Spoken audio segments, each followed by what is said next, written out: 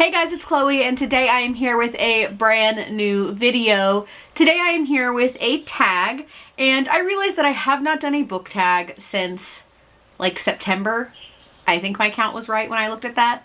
So we're here doing the Totally Didn't book tag. I have not looked at the questions yet. I think I only looked at the first question. So this is just going to be a surprise for everybody. Question number 1 is Totally Didn't Need to Have a Sequel/Sequels.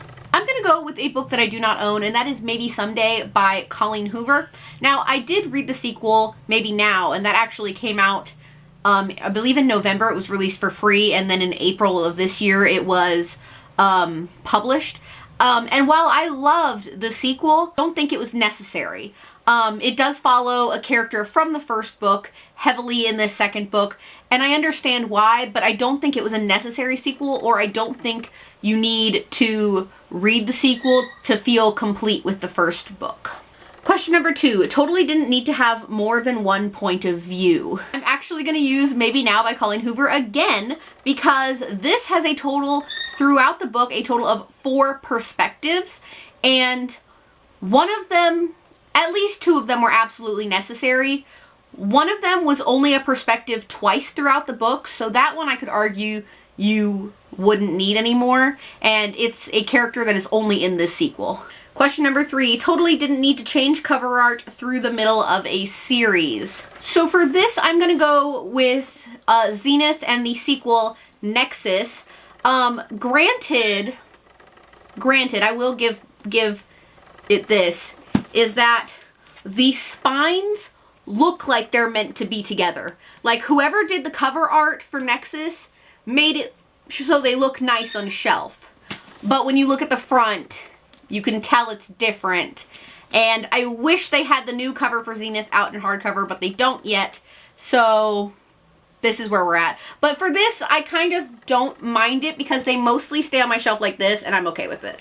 Question number 4, Totally Didn't Need a Love Triangle. So the book I'm gonna hold up is the first in a series, and a lot of people have probably read this whole series, but I'm not gonna explain it because I don't want to spoil the book. But I'm going to go with To All the Boys I've Loved Before. Not particularly this book, but the series as a whole. And if you've read it, you know what I'm talking about. Question number 5, Totally Didn't Need This Book to be included in this series. I am going to go with Puddin' by Julie Murphy. This is actually companion, so it's not yes, it's a sequel. It follows a character from the first book, but it's a companion book. And it does have spoilers from the first one. I also love this book, but again, it's not really necessary. Question number 6, Totally Didn't Need a Cliffhanger. Okay, this one I'm not really sure what, because anything I could give you, the series or the sequel either isn't out yet or I haven't read yet, so I can't really say anything to this because I would have to read the sequel to know whether the cliffhanger was really necessary or not. Question number 7, Totally Didn't Need to Have Just One Point of View. I don't think it's fully necessary. Again, how many times am I going to use that word? But The Hating Game by Sally Thorne, I thought would have been interesting to see some chapters from Josh's perspective. I'm pretty sure we don't in this book. Also, I love this book and I highly recommend it. Like, everybody needs to go read this book. Question number 8, Totally Didn't Need That Much Hype. I'm going to go with a book that I don't own, and that is Me and Earl and the Dying Girl by Jessie Andrews.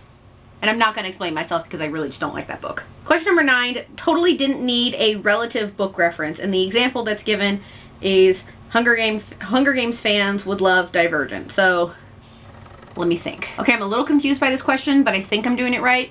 So, fans of Prince Charming would like Truly Madly Royally by Debbie Regard, but I think this can stand on its own because it's just really fucking good. I don't know how to answer this question.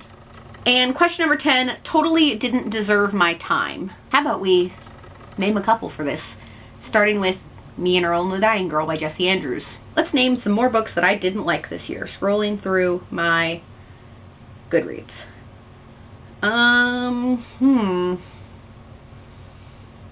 Dear Martin, kind of. I mean, it kind of redeemed itself. It was weird. Cruel Crown by Victoria Aveyard. The Little Prince by a name I'm not even going to attempt to pronounce. Mistress of All Evil by Serena Valentino, but this isn't a series, so I kind of wanted to read it. Anything else? That's pretty much it. That sounds like enough mentions for 2019 so far.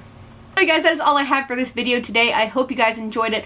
I am going to tag Kathleen from For the Love of Books. Alright guys, if you want to check out my vlog channel Lessons, it's linked in the description below. And if you'd like to see here, please go ahead and click subscribe. I post new videos every Wednesday and Saturday, so click subscribe so you can be updated for when I post those. Thank you all so much for watching, and I will see you guys in my next one. Bye! In the darkness, I don't feel so cold.